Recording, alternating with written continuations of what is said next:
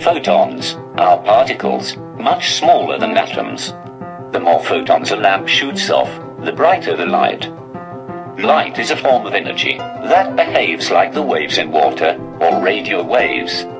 The distance between the top of one wave and the top of the next wave is called a wavelength. Each photon carries a certain amount, or quantum, of energy depending on its wavelength. A light's color depends on its wavelength. The color violet, the bottom or innermost color of the rainbow, has a wavelength of about 400 nanometers. Photons with wavelengths of 10 to 400 nanometers are called ultraviolet or UV light. Such light cannot be seen by the human eye. On the other end of the spectrum, red light is about 700 nanometers.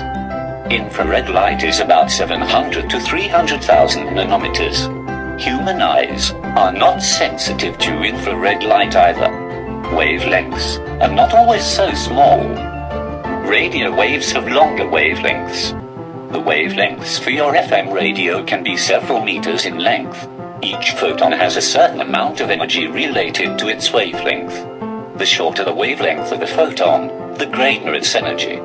For example, an ultraviolet photon has more energy than an infrared photon. Wavelength and frequency, the number of times the wave crests per second, are inversely proportional. This means a longer wavelength will have a lower frequency.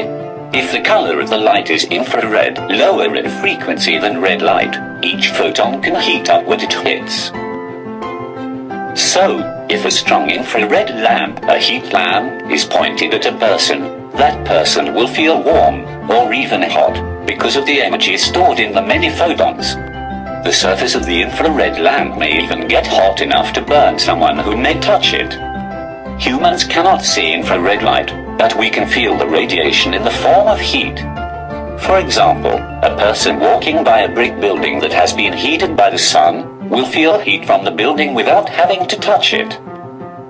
If the color of the light is ultraviolet, higher in frequency than violet light, then each photon has a lot of energy, enough to hurt skin cells and cause a sunburn. In fact, most forms of sunburn are not caused by heat. They are caused by the high energy of the sun's UV rays damaging your skin cells. Even higher frequencies of light or electromagnetic radiation can penetrate deeper into the body and cause even more damage.